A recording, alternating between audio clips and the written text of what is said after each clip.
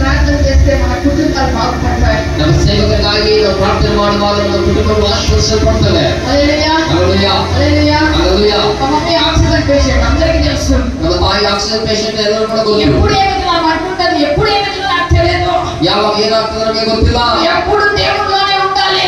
ಯಾವಾಗಲೂ ಕೂಡ ದೇವರಲ್ಲೇ ಇರಬೇಕು. నేను ఉన్నా లేకపోయినా, ನಾನಿದ್ದರೂ ಇಲ್ಲದೆ ಹೋದರೂ ಕೂಡ, నేను ఎవరు చూసుకున్నా చూసుకోకపోయినా ಯಾರು ನೋಡಿಕೊಳ್ಳದೆ ಇದ್ದರೂ ఆయన మీద నమ్మకం ఉంచు. ಆತನ ಮೇಲೆ ಭರವಸೆ ಬಿಡು.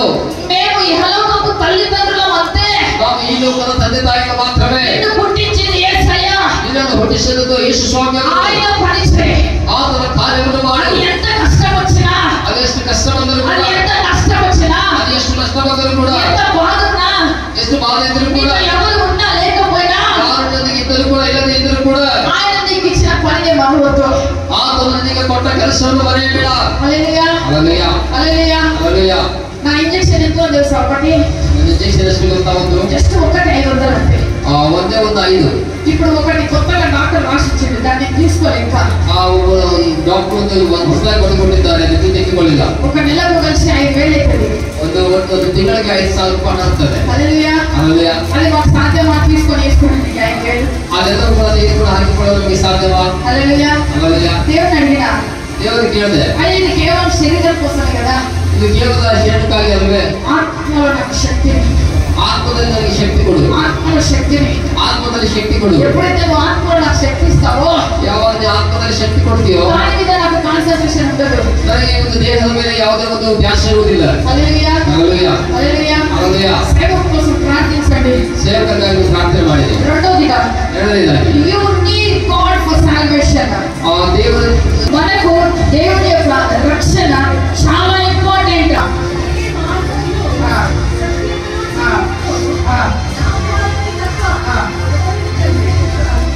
హల్లెలూయా. ఏంటంట?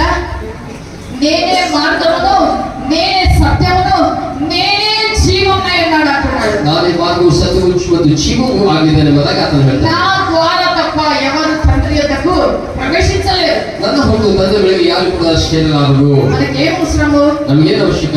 సాల్వేషన్ అవసరం. ನಮಗೊಂದು ರಕ್ಷಣೆ ಅವಶ್ಯಕ. రక్షణ అవసరం. ಒಂದು ರಕ್ಷಣೆ ಅವಶ್ಯಕ. చాలా మంది నేను దేవుని నమ్ముకున్నాను బాప్తిజం తీసుకుంటారు, ಅವನು ದೇವರು ನಂಬಿಕೊಂಡಿದ್ದೇನೆ ಎಂಬುದಾಗಿ ದೀಕ್ಷಾಸ್ತ್ರ ತೆಗೆದುಕೊಳ್ತಾರೆ. అయితే ఆయన బలలో పాల్గొనలేకపోతున్నారు. ಆತನ ಒಂದು ಪಾತ್ರದಲ್ಲಿ ಅವರು ಭಾಗವಹಿಸುವುದಿಲ್ಲ. ఎందుకు? ಯಾತಕ್ಕೆ? ఎందుకు? ಯಾತಕ್ಕೆ? ఇంకా పాపంలో జీవిస్తున్నావా? ನೀವು ಕೂಡ ಪಾಪದಲ್ಲಿ ಜೀವಿಸ್ತಾ ಇರುವೆಯಾ? అందుకే కదా ಅದಕ್ಕೆ బలలో పాల్గొనట్లేదు. ಅದಕ್ಕಾಗಿ ನೀನು ಒಂದು ಪಾತ್ರದಲ್ಲಿ ಭಾಗವಹಿಸ್ತಾ ಇಲ್ಲ. దేవుని సొంత రక్షకుడిగా అంగీకరించి నీటిలో మునిగి బాప్తిజం తీసుకున్న తర్వాత, ದೇವರು ಸ್ವಂತ ರಕ್ಷಕರಾಗಿ ಅಂಗೀಕರಿಸಿದ ಬಳಿಕ, ಒಂದು ನೀರಿನಲ್ಲಿ ಮುಳುಗಿ ದೀಕ್ಷಾಸ್ತ್ರ ಪಡೆದುಕೊಂಡ ಬಳಿಕ మనం ఏం చేయాలి? ನಾವೇನ್ ಮಾಡಬೇಕು?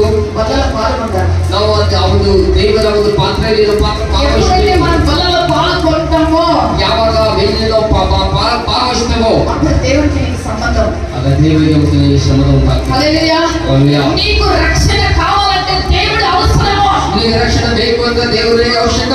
నువ్వు మంచి మార్గంలో నడవాలంటే దేవుడు అవసరము. ನೀವು ಒಳ್ಳೆಯ ಮಾರ್ಗದಲ್ಲಿ ನಡೆಯಬೇಕಾದ್ರೆ ದೇವರು ನಿನಗೆ ಅವಶ್ಯಕವಾಗಿದ್ದಾನೆ. నువ్వు సత్యంలో నడవాలంటే దేవుడు అవసరము. ನೀವು ಸತ್ಯದಲ್ಲಿ ನಡೆಯಬೇಕಾದ್ರೆ ದೇವರು ನಿನಗೆ ಅವಶ್ಯಕವಾಗಿದ್ದಾನೆ. ఎటర్నల్ లైఫ్ కి నడవాలంటే దేవుడు అవసరము. ನಿರಂತರವಾದ ರೀತಿಯ ಜೀವನ ನಡೆಯಬೇಕಾದ್ರೆ ದೇವರು ನಿನಗೆ ಅವಶ್ಯಕವಾಗಿದ್ದಾನೆ. హల్లెలూయా. ಹಲ್ಲೆಲೂಯಾ. నికోదేము అడుగుతాడు దేవుడిని, ನಿಕೋದೇಮನು ಕೇಳ್ತಾನೆ ದೇವರನ್ನು, అయ్యా ಅಯ್ಯೋ నేను మరలా జన్మించాలంటే మరలా నేను తల్లి గర్భంలోకి వెళ్ళాలా? ನಾನು ತಿರುಗಿ ಜೀವಿಸಬೇಕಾದ್ರೆ ಮೊದಲು ನನ್ನ ತಾಯಿ ಗರ್ಭದಲ್ಲಿ ಸೇರಬೇಕು. అప్పుడు దేవుడు ఏమంటాడు? ಆಗ ದೇವರು ಹೇಳ್ತಾನೆ, లేదు, ಇಲ್ಲ, పరిశుద్ధాత్మ ద్వారా మీరు ఎప్పుడైతే బాప్తిజం పొందుతారో అప్పుడు నిత్య జీవంలోకి మీరు ప్రవేశిస్తారు. ಯಾವಾಗ ಪರಿಶುದ್ಧಾತ್ಮ ಅಭಿಷೇಕಿಸಲ್ಪಟ್ಟು ದೇವರು ಹೃದಯಕ್ಕೆ ಆಗ ನಿತ್ಯ ಜೀವನದಲ್ಲಿ ಪ್ರವೇಶ ಮಾಡುವುದರಾಗಿ. హల్లెలూయా. ಹಲ್ಲೆಲೂಯಾ. అది జాన్ చాప్టర్ 3 1 5 వచనాలు చదవండి.